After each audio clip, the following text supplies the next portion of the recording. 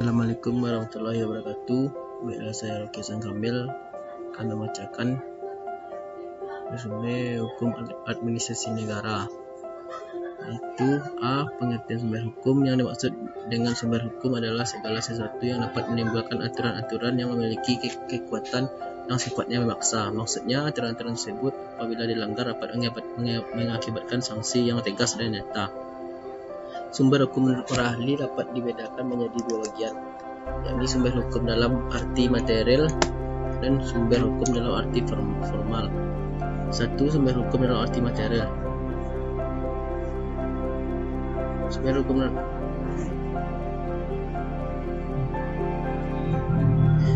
arti material adalah suatu keyakinan atau perasaan hukum individu serta pendapat umum yang menentukan isi hukum.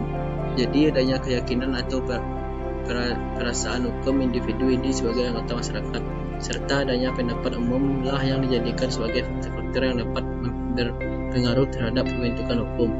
Dua, sumber hukum dalam arti formal. Sumber hukum dalam arti formal adalah suatu bentuk atau kenyataan tempat kita dapat menemukan hukum yang berlaku.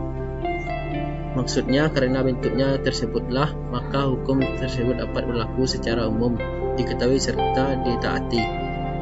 Sumber hukum dalam arti formal dapat dibagi ke dalam beberapa kelompok meliputi undang-undang, kebiasaan, atau hukum tertulis, jurisprudensi, traktat, dan doktrin.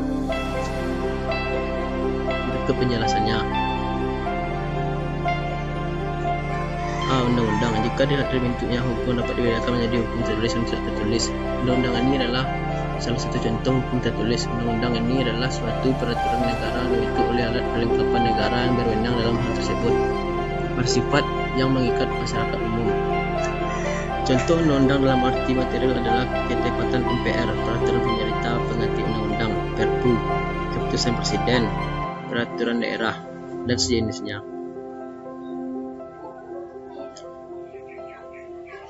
Contoh undang-undang dalam arti material adalah Contoh undang-undang dalam arti formal yang ada di Indonesia adalah undang-undang yang dibuat oleh presiden dengan persetujuan DPR. Dilihat pasal 5 ayat 1 Undang-Undang Dasar 1945. Perbedaan dari kedua undang-undang tersebut terletak pada sudut peninjauannya. Untuk undang-undang dalam arti material, hal ini ditinjau dari sudut isinya yang mengikat secara umum, sedangkan pada undang-undang dalam arti formal, hal ini ditinjau segi pembuatan dan juga bentuknya.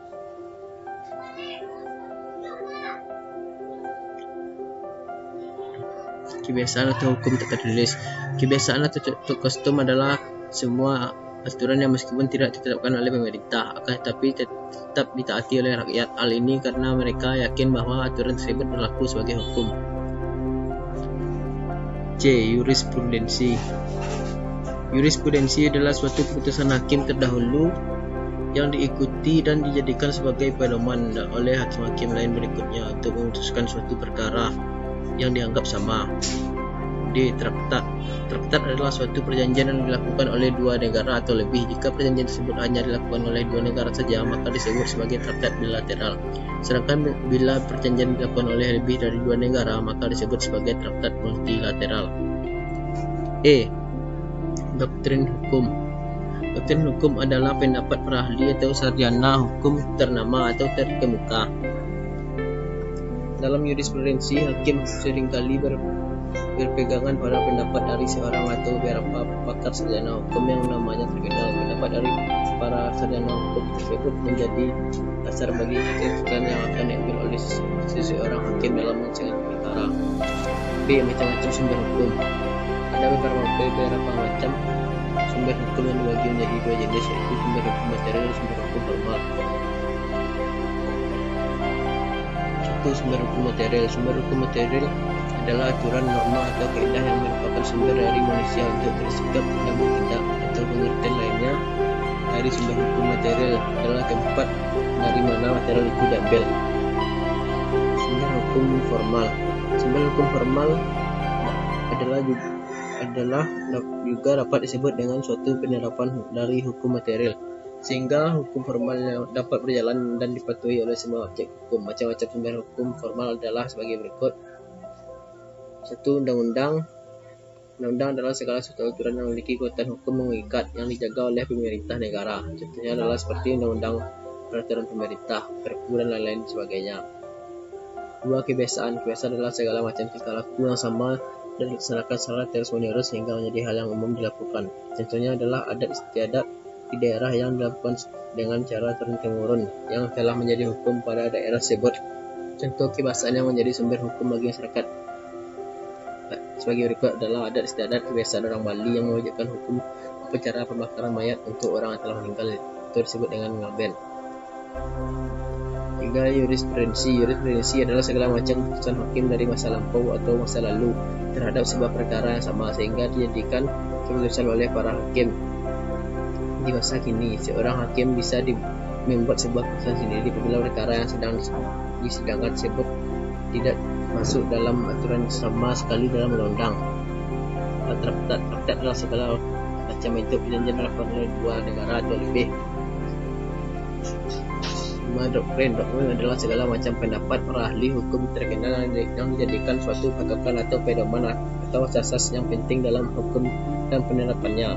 C. Sumber hukum material. Sumber hukum material adalah sumber hukum menentukan isi hukum itu sendiri. Contoh sumber hukum material ialah nilai agama, kesusilaan, kehendak Tuhan, akal budi, bangsa, hubungan sosial, kekuatan politik dan keadaan geografi. D. Sumber hukum formal. Sumber hukum formal merupakan ketentuan hukum yang telah memiliki bentuk formal. Contoh sumber hukum formal adalah sebagai berikut: 1. Undang-undang.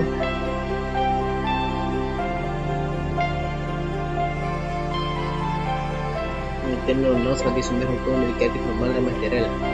Undang-undang dalam arti normal adalah setiap peraturan atau ketetapan yang dibentuk oleh alat perlengkapan negara yang diberi kekuasaan membentuk undang-undang dan diundangkan sebagaimana semestinya. 2. Jurisprudensi. Pengertian jurisprudensi adalah keputusan hakim atau pengadilan sebelumnya. Keputusan ini muncul bila menghadapi suatu perkara yang belum diatur dalam undang-undang sehingga hakim berkewajiban menciptakan hukum itu sendiri. 3. Kebiasaan. Pengertian kebiasaan adalah semua peraturan yang tidak ditetapkan pemerintah namun ditaati oleh semua masyarakat. 4. Traktat. Pengertian traktat adalah perjanjian atau antar negara. 5. Doktrin. Pengertian doktrin adalah pendapat para ahli dapat memberikan pandangannya terhadap hukum tertentu. Azas Han. Azas Han administrasi negara sebagaimana hukum pada umumnya untuk menjalankan fungsi hukum administrasi negara dibekali oleh beberapa asas. Asas dalam hukum administrasi negara dimaksud adalah sebagai berikut. 1. Asas kepastian hukum. Kepastian hukum merupakan asas pokok dalam hukum yang selalu dijunjung tinggi oleh setiap negara yang menyebut dirinya sebagai negara hukum. Dalam hukum administrasi negara, asas kepastian hukum mengandung arti bahwa penyelenggara administrasi pemerintahan harus mengedepankan dasar hukum dari sebuah keputusan dan tindakan yang dibuat oleh badan atau pejabat pemerintahan.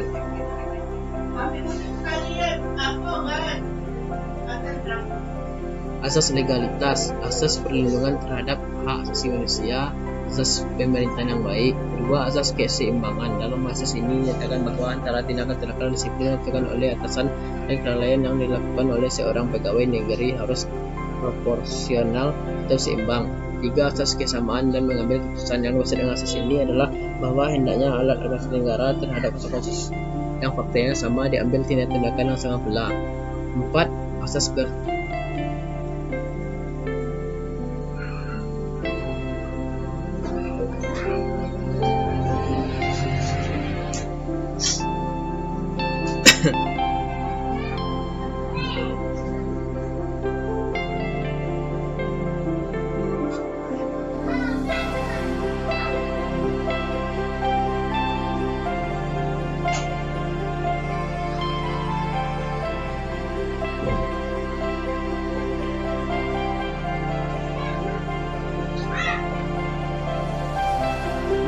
asas bertindak cermat. Asas ini menghendaki bahwa pemerintah harus bertindak berhati-hati agar tidak menimbulkan kerugian bagi warga masyarakat.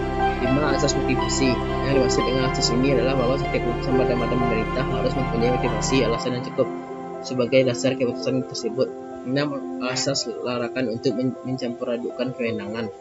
Asas ini menghendaki apabila suatu instansi pemerintahan diberikan kekuasaan untuk memberikan keputusan tentang suatu masalah, maka kekuasaan ini tidak boleh dipergunakan untuk maksud-maksud yang lain, kecuali maksud tujuan diberikan kekuasaan tersebut. 7. Asas permainan yang layak atau asas perlakuan yang jujur. Dan maksud dengan asas ini bahwa pemerintah hendaknya memberikan kesempatan yang seluas-luasnya pada